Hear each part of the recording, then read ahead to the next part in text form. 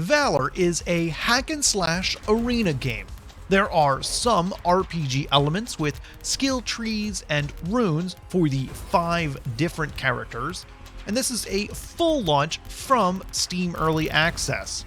There isn't much else to say, so let's just get right into the gameplay. When you start, you pick from one of the 5 different characters. They each have their own abilities, weapons. There's one melee class right there in the middle. Each character has their own level. It's at the bottom. And as will become apparent very soon, those diamonds in the top left are for the difficulty completed on the mission, because they correlate to this screen where you choose your difficulty. Do note that only novices open at the beginning, and you must complete the level in novice first before anything else opens up. Evolution in the bottom left is a mode where the game keeps throwing enemies at you and you get to pick an ability in between each round. There is a streamer mode for Twitch, but I don't Twitch, so not for me. This is a fairly typical level. Enemies spawn from the tops and bottoms, usually the corners of the screen, and they come running at you to try and murder you. There might be some things in the level also trying to murder you. In this example, I have to survive for the timer at the top of the screen, but if I don't kill enemies during that time, the game will murder me. Even though there are several different kinds of game modes, they all equal the same thing. Just try and survive and kill all the enemies on the screen. Notice my skills at the bottom and a health bar, but below that there's a very thin white bar.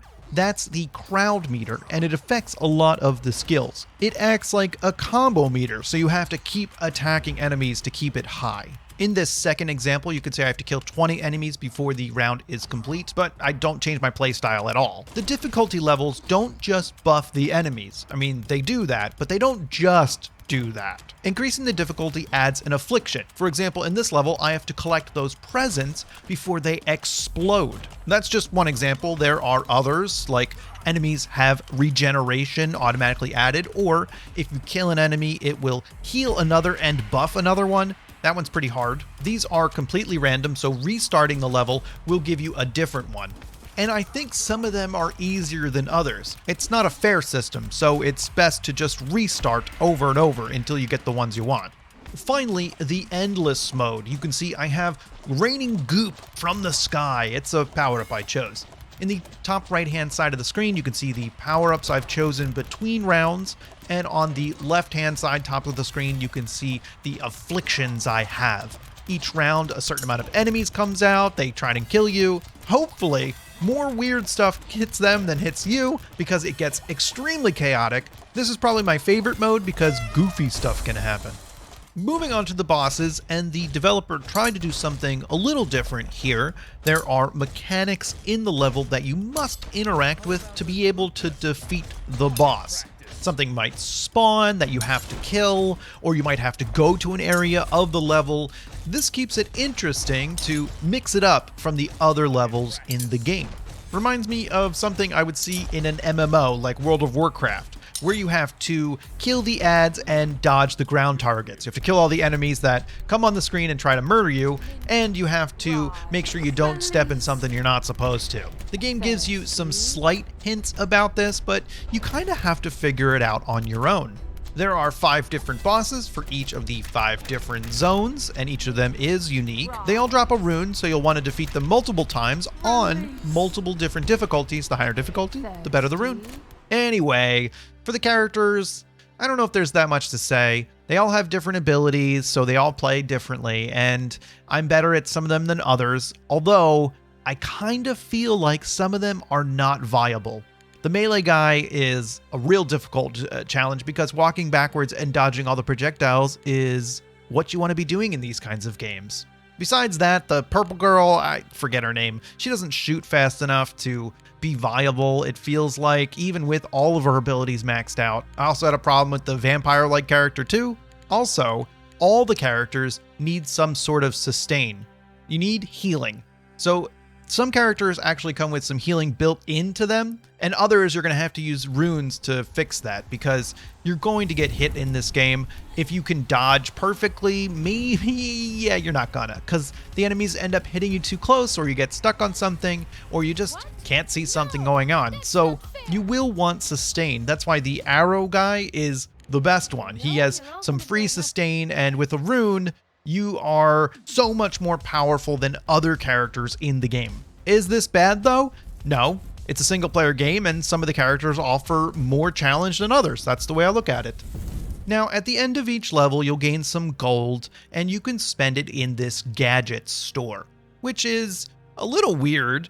You can buy something in the Afflictions section to make them a little weaker. Kind of weird, but okay. In the weapons section, you can have different weapons for the characters. They are not a straight upgrade and change the way the character plays. Buying something from the zone section will make the zone easier, so you have to buy one for each zone, and the skins just make your character look a little different if you have the cash for them. So I guess you can make the game easier the more you play it.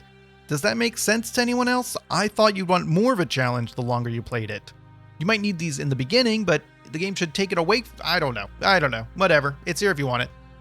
Another thing that's here if you want it are the leaderboards. You get ranked on them for glory. For completing each level with the character, you gain more glory, and then you're ranked as per you can see right here. In the nearby section where the whole board is shown, or the top 10, maybe you can just play enough to get there. It kind of seems like some people already have this maxed out because they were in the early access, which is kind of difficult to overcome. I guess they're going to always be number one, so what do you do now? I don't know, but maybe the developer will figure it out later. You can also tell which characters are more popular because Rebecca, who I only have 9 glory on, I'm still 8th in the world.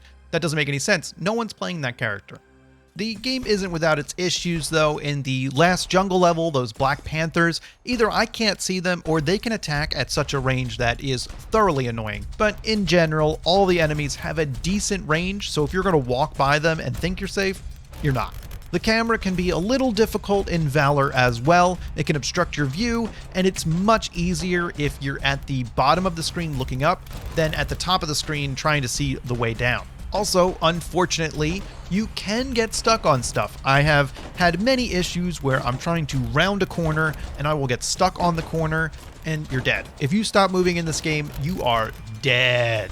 So there are kind of a lot of issues in this game, and I struggled with continue to play.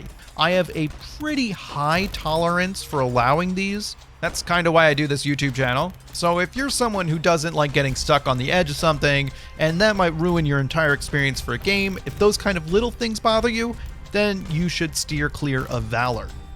Overall, Valor is okay. There isn't anything explicitly wrong with it. There are some bugs or issues that I find a little annoying, but nothing major. I think that there are many games like this, and so you have a lot of options here. This game's entering a market where a lot of games like this come out.